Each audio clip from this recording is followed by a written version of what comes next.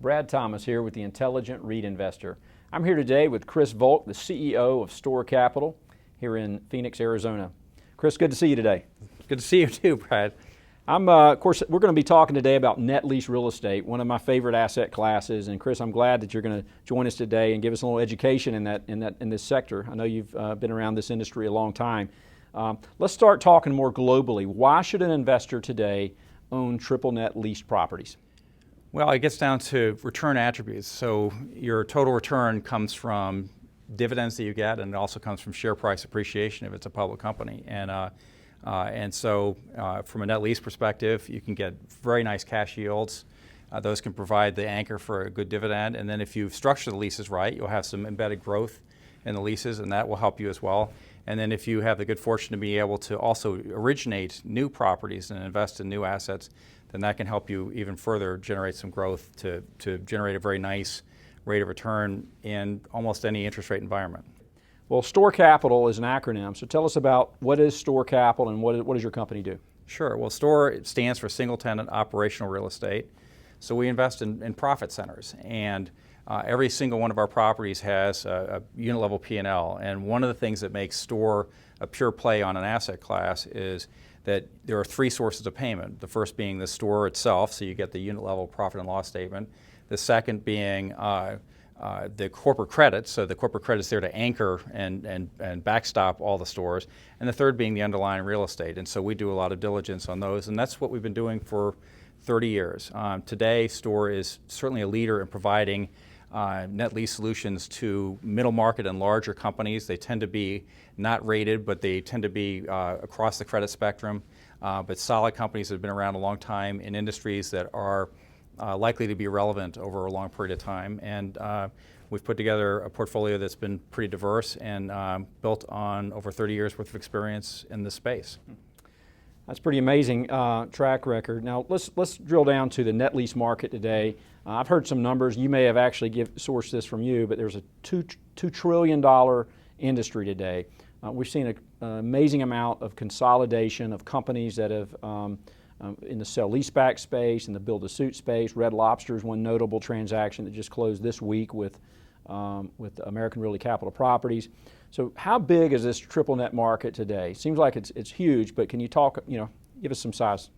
Sure. Well, the $2 trillion number would be our number. So if you're focusing on profit center real estate, it's probably about $2 trillion.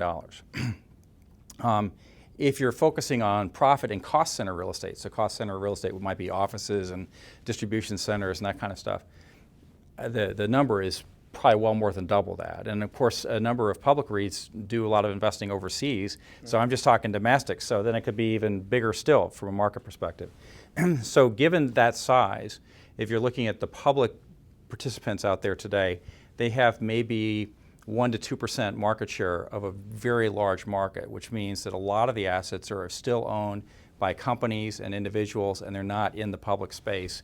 And I think that's really the opportunity. And the opportunity, as we've always seen it in our careers, is not to try to gain market share from other people in the market, but to create demand, because the market is so robust and so big, and we can fill such a need from middle market companies who today, from their choices, they can go to commercial banks and whatnot to own real estate, but those opportunities are less attractive today than they have been, making net lease capital much more attractive for them today. Sure. Now, your company does not you differentiate with a lot of the public REITs in the fact that you are really not as interested, not as focused on the credit. I know credit's an important metric, but you really focused on the ground level deals. Now, Family Dollar and Dollar Tree just announced a proposed merger, and there will be some store closures out of that. There already is, with Family Dollar's already announced around 300 store closures. So how would you look at those transactions, say in the dollar world, versus different than, say, one of your peers would? Well, first of all, we are incredibly credit focused, so I'll say that. We get financial statements from all of our tenants and always have on a quarterly basis. We're running them through a Moody's risk model to understand what their effective credit ratings are, even though they may not be rated companies, but from an algorithmic perspective, you can rate this stuff. Our view about credit is that it's always been transient. I've never looked at corporate credit as a permanent anchor to value. To get a permanent anchor to value, corporate credit's a piece of it, but then the other piece of it is how well is the store performing, how much am I paying for the real estate, and then last of all, and very importantly, is what kind of contract can I put on that real estate?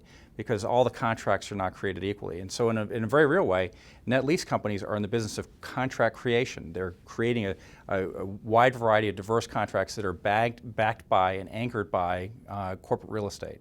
And that's what we do. Last question, and I hear this a lot, is rising interest rates. Obviously, we saw the impact of the sell-off last year. Triple net REITs got hit very hard, 25-30% sell-off. Now we've recovered back. A lot of that lost ground. But the fear out there is rising interest rates. So what do you tell an investor today who's investing in either a net lease REIT or just an individual net lease property in terms of what should you look for with the interest rates and net lease REITs? Well, this is the third platform I've run. So the first platform was a company called Franchise Finance, which we had public from 1994 to 2001. The average 10-year treasury during that period of time was 650. The second company was a company we founded called Spirit Finance Corporation from 2003 to 2007 as a public company. The average treasury was 450, and so today we're running this company and the average treasury is today 250. The first thing I would say is that we can run these accretively for investors in almost any interest rate environment. The second thing is that the thing that really offsets risk for investors is what's the growth and what kind of embedded lease escalations do you have, and also what kind of external growth can a company provide for investors.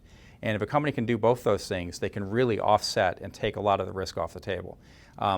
There's a notion out there that net lease REITs somehow, because the lease duration is longer, that somehow they should be more sensitive than let's say hotel REITs where the leases are overnight. Right. And but that's really not the case because yes, we have a long duration lease, but we have the lease escalators that are built into it, and we have the ability to generate external growth for our investors, which is what we've done for 30 years. So Chris, thanks so much for seeing us today. We've learned a lot about net lease, and we look forward to seeing you next time. Thank you so much, Brad. Thank you. Pleasure.